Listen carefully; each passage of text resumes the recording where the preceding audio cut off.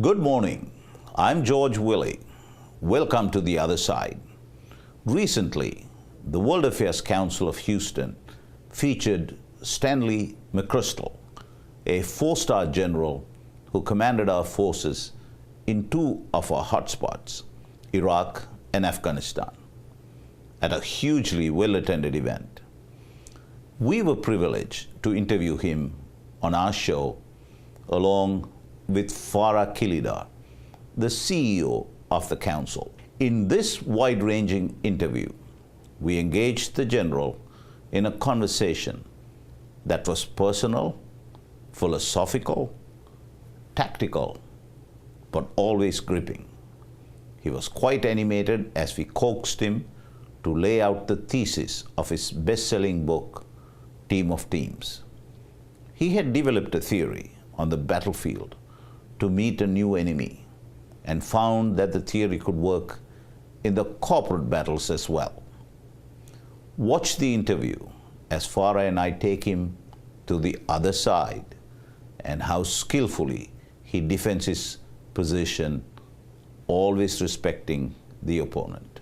Essentially, based on the experience I shared with others, I came to the conclusion that the structures that I had grown up in, which were really a hierarchical, organized structure designed to produce a predictable outcome for a known problem, are no longer effective. And they're not effective because the enemy is a fundamentally different group of people. They're ineffective because the environment in which we operate has changed. We had an environment before which was difficult, but it was essentially, could be described as complicated.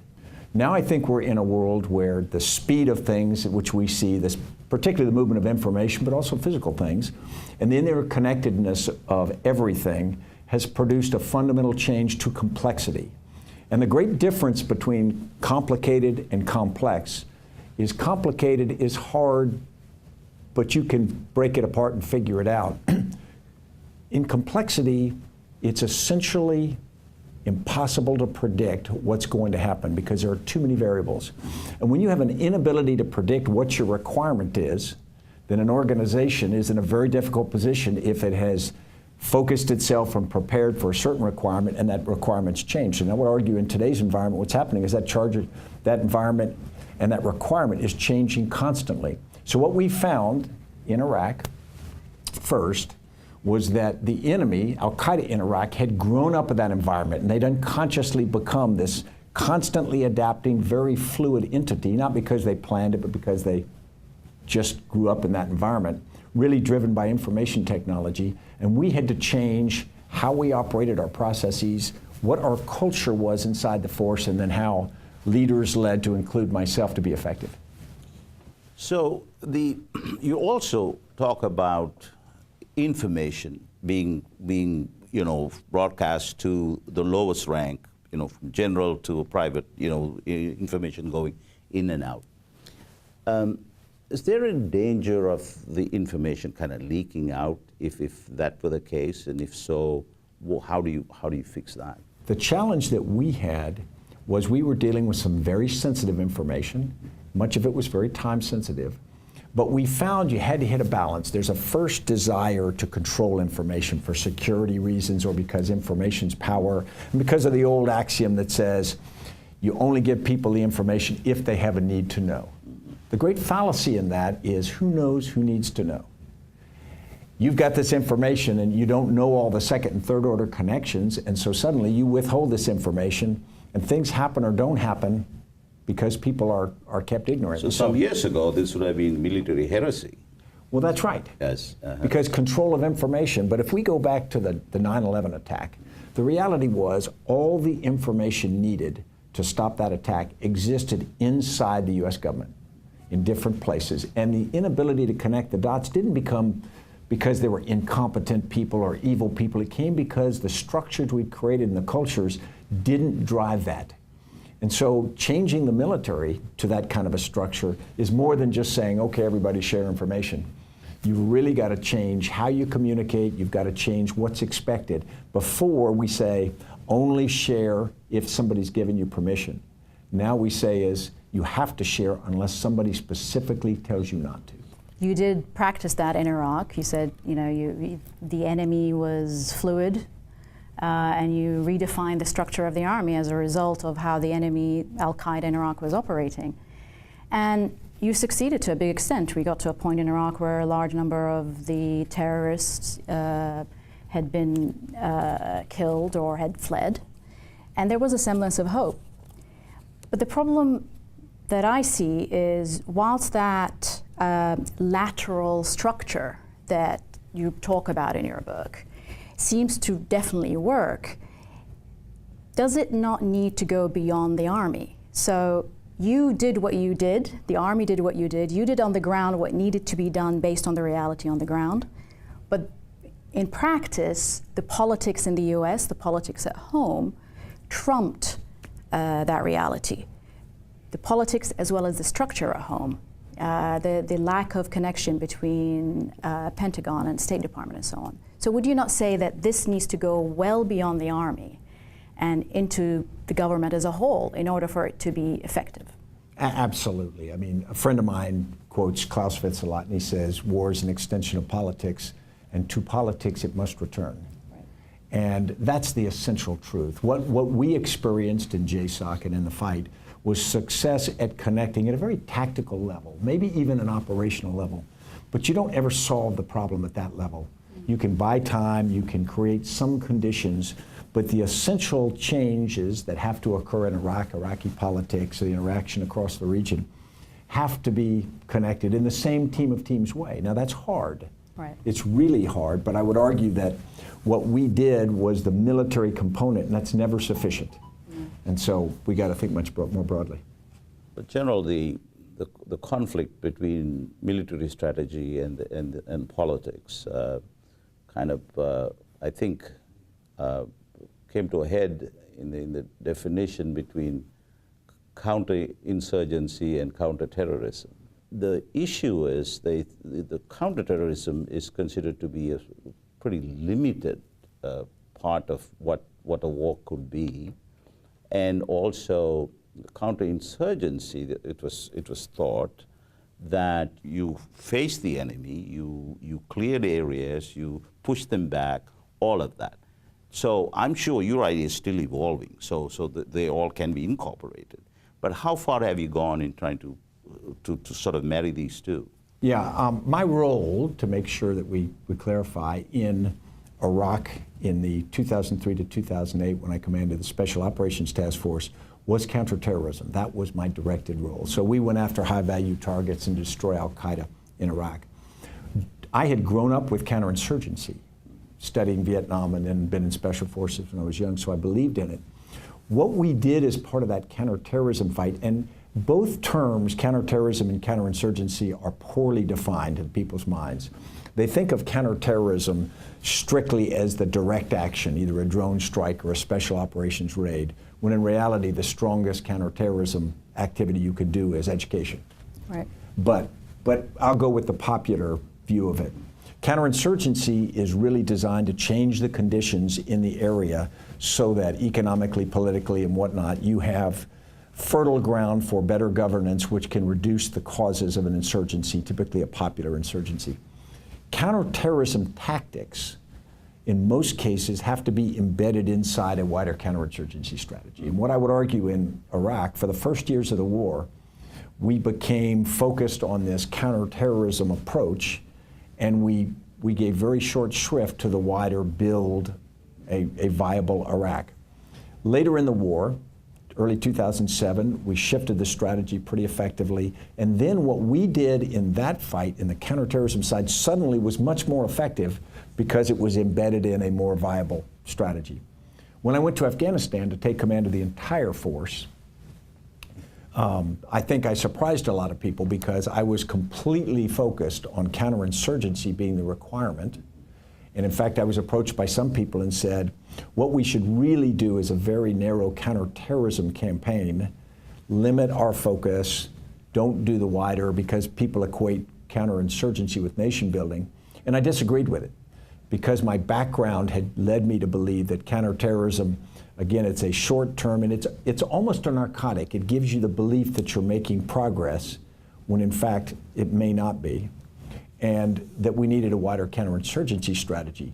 But those are hard, those are long, those are frustrating, and so it's harder to get people to great belief. But that is where I tried to take the effort in Afghanistan, and I still absolutely believe that the only solution to an area like that is to go after the root problems. You may have to go after the flame right now, but if the root problem is there, you haven't gotten it.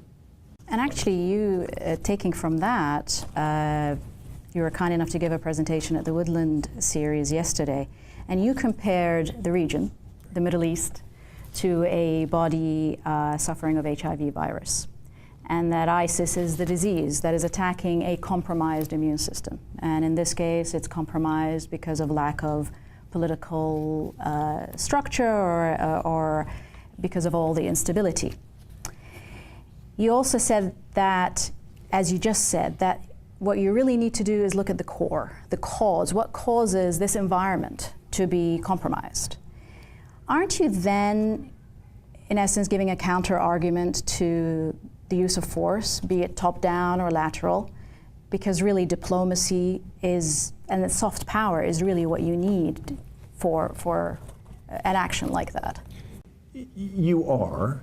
The problem is, what happens is you get yourself to a position, if you're left of the problem, left of the boom, as we'd say, far enough, diplomacy and nation building without force is clearly the right. When you get to a certain set of conditions, you're in a position where you have very little opportunity. Your description of how I view the region is exactly right. And if you go and view the region as a very compromised immune system set, and you say, well, what do we solve this problem? The problem is we have to go after this current disease, ISIS, because it's going to kill the patient in the near term.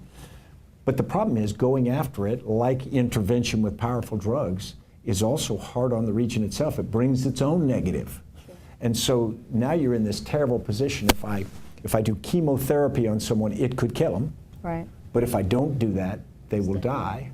And so I think we're in this very, very difficult position.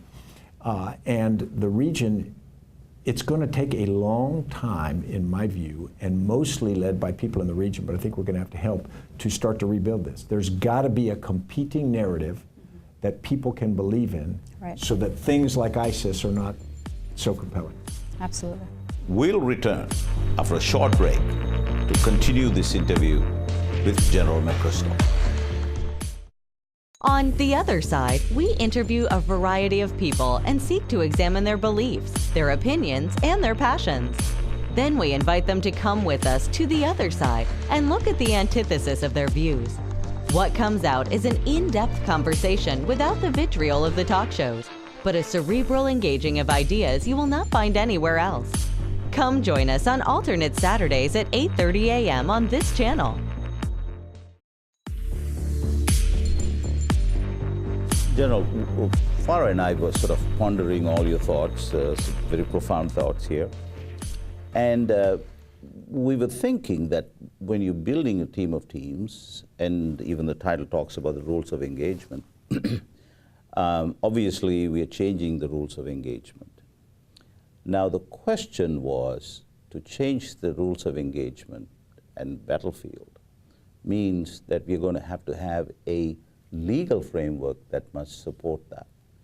And Farah had some thoughts on that. You want to? Yeah, I mean, basically you're dealing with an enemy that doesn't abide by the rules of law, the rules of war, the Geneva Convention and all that, uses suicide bombings as, as this modus operandi.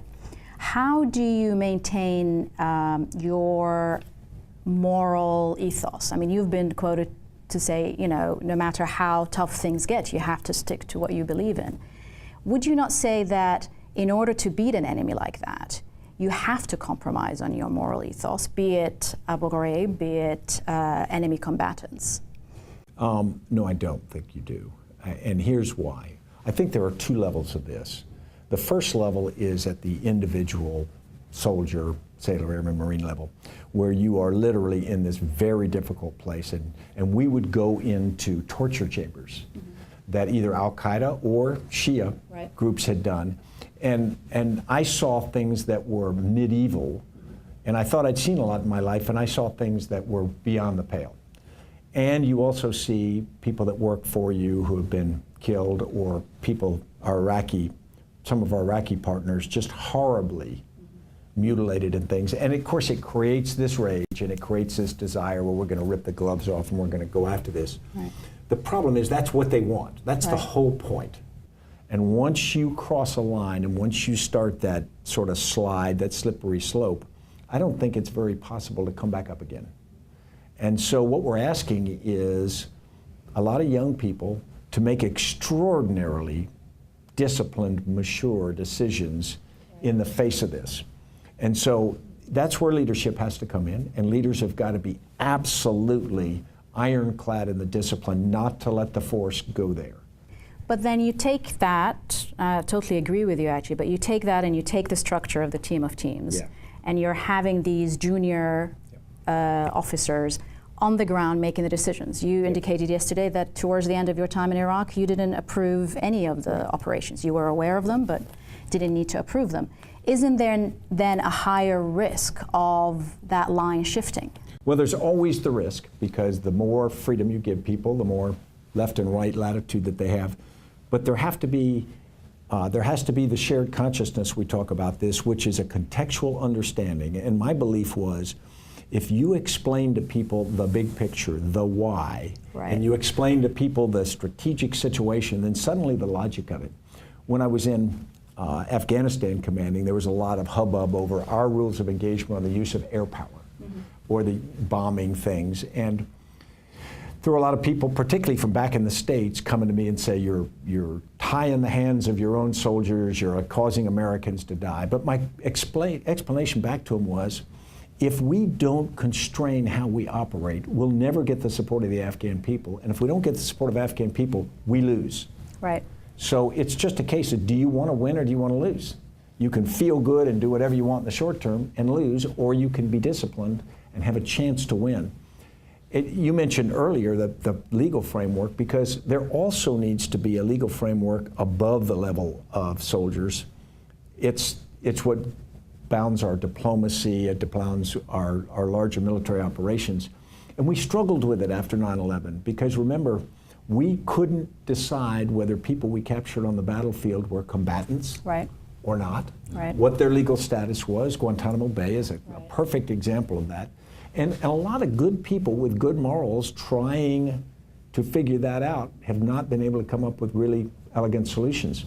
Now, things like Abu Ghraib were absolutely different. That was a criminal act by a bunch of ill-disciplined people and needed to be punished. But the wider issue of what's the right framework to fight a war like this? And what is it? So are the folks working on that? Are we anywhere close to coming up with some framework? Yeah, I think, well, I know a lot of people are working on it. People agonize over it, and people spend a lot of time deciding, okay, what are the appropriate uses of force, like drone strikes in countries, or like special operations raids, or things like that. And I think generally it's been a very responsible move, but there are two parts to it. There's first is, are you doing the right thing? And then the second is, do people perceive you're doing the right thing? Because I watched the due diligence that went into drone strikes, and it was very high bar. It was very carefully done. But the perception by people around the world, many of whom are thousands of miles away from the drone strikes, is that it's almost cavalier. Right. And as long as you have a very different perception, you get the negative. And wouldn't you say, actually, in fact, ISIS, this is where ISIS is winning the war. Their PR campaign has been far better than ours. And it's extraordinary, because here ISIS is literally got a checklist of all the things you shouldn't do, and they're doing them. They're blowing up Palmyra, they are executing people. They're raping women, they're doing everything, but they're getting away with it because it's like a very, very sort of out of control rock star or something. Everybody goes, well, that's just what he does. Yes. And people are going, well, that's just what ISIS does. And which is extraordinary, because they're not held to account on their behavior anything like they should be. And yet at the same time, they turn the lens on the West and they say the West is the problem. Right. It's where it emanates from. And of course, they communicate very effectively. They push it out. And we don't understand the level of effectiveness of it, or we don't appreciate it. I'd like to hire their communication leader. So I can see. And General, let's talk about one of the members of the axis of evil, Iran, and we just struck a deal. What are your thoughts on that? Yeah, I certainly don't equate Iran with ISIS. Iran is a state with a population of 80 million people. They've got a lot of differing views inside that state, which I respect.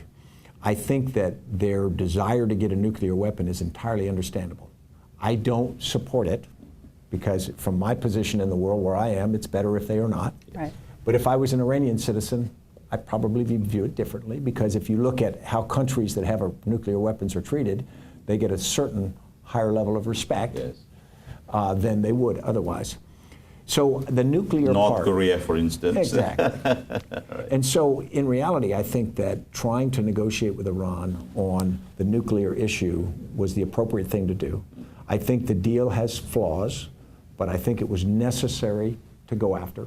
And I cautiously support it, but I certainly hope that we are hard. Now, the other part of Iranian behavior is absolutely, they have crossed the line. They have done things in the region against my force and whatnot that I think are flat unacceptable. Some of the mischief they've done, either with Hamas, Lebanese Hezbollah, and others, I think is not acceptable international behavior, and they got to be held to account for it. So you think there's going to be some progress on that side of things from Iran? I'm hopeful, but I can't guarantee. But I know that we have got to be very firm on that. We can't pretend that the nuclear negotiations and handshakes at the end of it solve the other problem. But any nation that crosses international norm lines and international laws has got to be held to account. And this gets to the team of team idea. The problem is, in the world today, it's very hard to get a team of teams of multiple countries, because each country has a slightly different set of goals. With Iran, you've got a number of countries that want to go do business with them now, and they'll gain from that. Others want to avoid conflict. So getting international resolve against entities that are, or countries that are acting outside the norms is challenging, and it takes leadership. You're absolutely right. Iran has crossed the line on several issues, but so have other countries in the region. Yeah. Let's take Saudi, for instance. A lot of the funding for ISIS and Al-Qaeda in Iraq at the time really came through Saudi and Syria at the time. Where's the morality? Where's the balance there? Yeah, and that's the problem. You know, you look at a lot of nations like that who have done things that we think are absolutely wrong. At what point do you hold them all to account? And that's that balance part. You know, people talk about American foreign policy and they see we need to be values driven, and then others who would say we need to be realpolitik. Right. The reality is we've got to be a balance. You know, Henry Kissinger, I think, I don't want to speak for him, but I think he would describe, you have to have this balance where you are constantly keeping both in your sight picture, both in your mind, but you are working a balance. And you're never going to be completely happy that you're completely clear-eyed, hard, realpolitik, and you're never going to be happy that you are completely living up to every value, because the two are in tension. But I think it's important that we keep that focus. And actually what I've really noticed with you, General, both in your talks and your book and just the conversations we've had, is your ability to see the other side, your ability to put yourself in the other people's shoes, your recognition of people on the ground and their suffering, as well as your willingness to look at a structure that has been around for decades and successful and turn it upside down. And that's very admirable. But one can't help but feel that since 9/11, we've been on the reaction side, that the terrorists have had the lead, and that we have just been trying to come up with defenses almost too late. Do you think that has shifted? Do you think we are getting ahead of the terrorists, or are we still not there? I think we're still not there.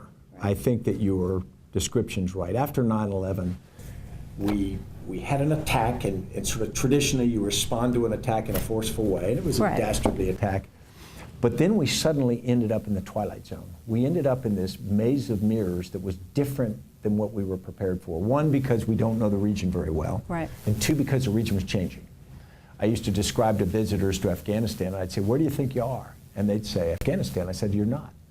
This used to be Afghanistan, and someday it will be Afghanistan, but right now it's not. It's not even really understandable by the Afghans. And so I think we entered this world, part of which is this complex environment I talked about, and part of it was passions and realities in a region that's politically complex, and it's culturally complex, and it's religiously complex. And we went after this without doing the kind of due diligence we should have. We didn't understand the problem. We don't speak the language. We don't build expertise in nearly enough people, be they diplomats or intelligence or military. And so we went over a bit blind, deaf, and dumb, and we tried to then solve a complex problem. And we would touch the stove and it would burn us, right, and we would be surprised. And then the next thing would happen. And this was going to be hard anyway, and I think that we have bounced off the mirrors in this maze, and at a very difficult time. And now there's this desire, well, we're just going to leave the maze. We can't leave the maze. We've got to figure the maze out, even though it's going to be very, very painful. And we've got to center ourselves on our morals. We've got to center ourselves on our values, but we've also got to center ourselves on what our interests are. Right. And that requires triangulating a number of things to get there. And so dealing with this thing, I think, is much more difficult, and I think we've got to sort of take a deep breath now, because I think reacting is exactly the right description. Not intentionally doing things wrong, but reacting at the near-term problem, right, which doesn't solve the long-term challenge. Absolutely. Well, thank you for watching our interview with General McChrystal as Farah and I walked the General to the other side. The General was gracious but unrelenting. That our military can produce a soldier, a scholar, and a gentleman of this caliber is a testament to our defense culture. The conversation with someone who was on the ground and led 2 of our recent battles was humbling. We got to see the soldier and the man. The soldier had his eye on the battle, but the man was affected by the wars. He was troubled by our need to go to war, but was not cynical of the reality. We got a glimpse of a man who had commanded so many in battle and also lost so many, and was witness to the ugliest side of man and also to the noblest side of him. Camus said, "Man finds meaning only when he has faced death." The General had packed a lot of what he saw in his book, Team of Teams, which could well become a classic in the military library.